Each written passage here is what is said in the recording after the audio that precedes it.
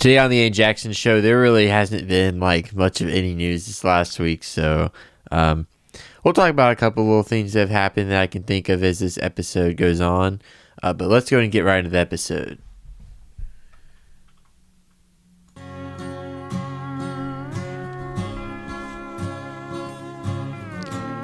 Broadcasting from my studio, my name is Ayden, and this is the Ayden Jackson Show. If you're new here, I'm a country singer-songwriter. On this podcast, I discuss country music news, world news, obviously, and I discuss world news or all news, really, without giving a bias to it. So that sounds like a show you'd like. Please consider subscribing on whatever platform you're listening on. Still, I think we're on like episode 8 or 9 now, which is pretty crazy. And by the way, sorry when I'm recording this, there is kind of a mess of some stuff behind me, but that's because this is my music area and I've been busy working on stuff, but I chug energy drinks and eat avocado oil chips all the time. So there's just stuff behind me, but let's go ahead and get right to the news. As you can tell, I'm not very prepared for these episodes, and honestly, the reason why is because there hasn't been a lot happening. Every week there's a couple deaths, whatever, that occur, and big headlines of famous people that passed away. One thing I do want to talk about though is Robert Mueller, I think his name is. I don't really know anything about him. Don't even think I'd heard his name till hearing he passed away. What I'm going to talk about though is Trump's post about it, because he basically celebrated it and said, good, I'm glad he's dead. He can't harm people anymore. I don't really know what this person, I don't even know who he was, The president should never celebrate that somebody died. Any president celebrating anyone's death should never be a thing. In fact, he would have probably just been better to not speak on it, if I'm being honest. Just don't say anything. If you don't have anything nice to say, don't say anything at all. That's an important principle that maybe he should have learned at some point.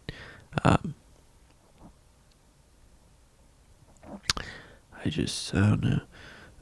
But there's not been a lot that's happened in the world in the last month or so. There's all these little things happening in the background and things that I just, glance at headlines, don't really pay attention to. And then I have a podcast where I discuss the news and discuss everything that's happened, and I have nothing to give you guys. So I usually just have to talk about my life and things going on in my life, which things, I have ups and downs. Things are getting a little better in my life. Everybody always has intrusive thoughts, even when things do start going better. So there's always thoughts of what if I'm just looking too much into this? All these different thoughts on a bunch of different things. There's always intrusive thoughts that are seriously, eating you alive. Because things are good in my life, though. A lot of good is happening. There's, areas in my life where I'm is this happening? Am I misreading this? Whatever. But things I can't update you guys on. On the music side of things are sounding amazing. This song that I'm working on, I would say is 95% done. It's currently in the processes of being mixed, so it's very close to being completely done. Finished product. The actual entire song's recorded though, so no actual creative stuff to be done on that one anymore. And I've got honestly about 10 more songs I'm working on. I'm going through them one at a time though. I used to have this thing of starting a new project, before I'd finish the next one, start a project, and never actually finish them. And I honestly think a lot of the reason I was doing that is because all the projects I was creating sounded like shit. And if like every little thing you produce and you listen to sounds like shit, you'd be like, well, I want something that sounds better. So I want to do this. I want to see how this song sounds recorded. Now I don't really have to like record things to vision how they sound recorded. Now I also don't really have to think too much into the productions, and I lay out my productions more at the same time. So it used to be back when I would write a song, I'd have the chord progression, I would have, around what BPM I was going to go with, but I didn't actually have the structure of the song laid out and, where everything's going to happen, like percussion wise, what parts of the song are going to be heavier than others, like what you're going to hear at this point in the song, where all the instruments are going to be panned, which that's more of a mixing, but it's kind of something you think about in the production as well. Just where things are going to be placed at within your mix, within your song. Those are very important. And understanding how every single thing on the one song you're listening to, understanding how all the tracks interact with each other. So you have drums, you have bass, you have guitar, vocals, maybe you have steel guitar on a song. Every single one of those instruments has its place within that mix, has the thing it is accomplishing, the sound it is producing. And, you can obviously do things within that mix to,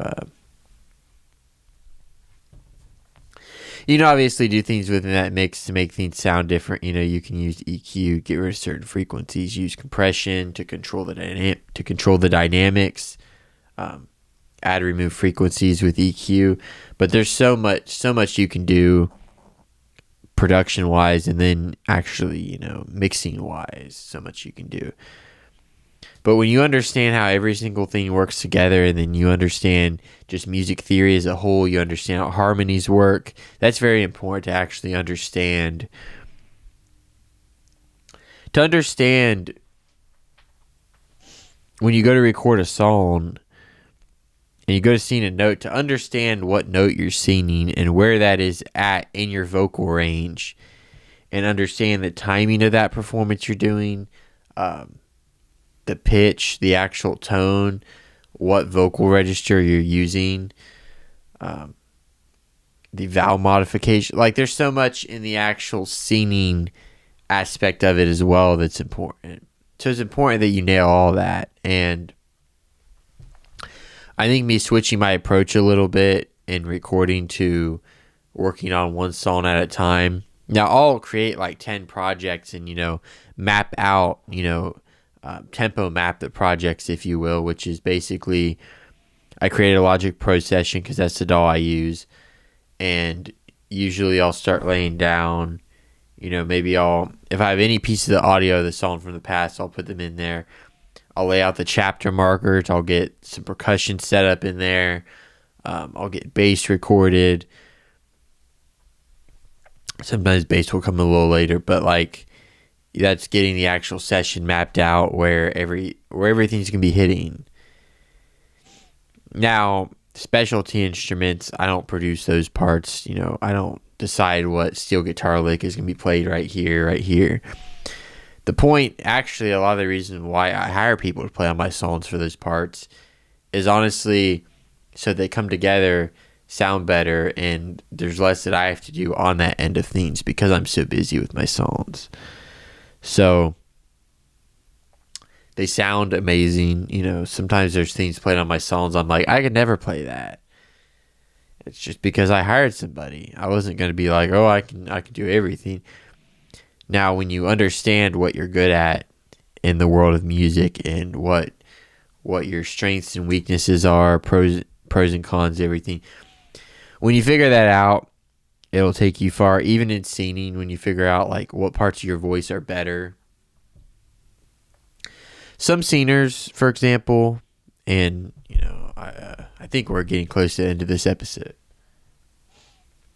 Some singers are really good at falsetto and bad at belting, whereas some, like me, I am better at belting and not very good at falsetto. Those are just like, belting's just there for me. And falsetto's just there for some people.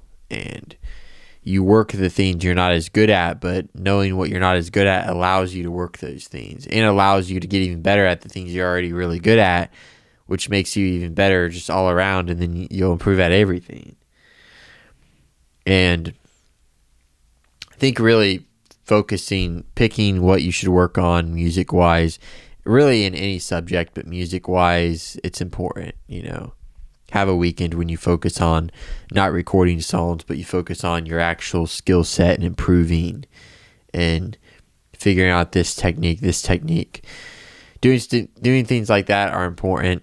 I think I just went on a little too much of a rant, I'm trying not to bore you guys with things from my life, so maybe that gave you guys a little bit of an insight into the process or whatever, gave you guys a look at what the process is like.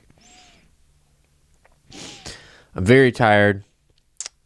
I've been chugging energy drinks today. It's Tuesday when I'm recording this, which feels weird to record on Tuesday, podcast episode. Been chugging energy drinks today. About to go make myself some dinner, get my lunch prepped for tomorrow and everything, and get ready for tomorrow. So I think that's going to be the end of the episode. I tried not to go on and on. My name has been Ayden, and this has been The Ayden Jackson Show.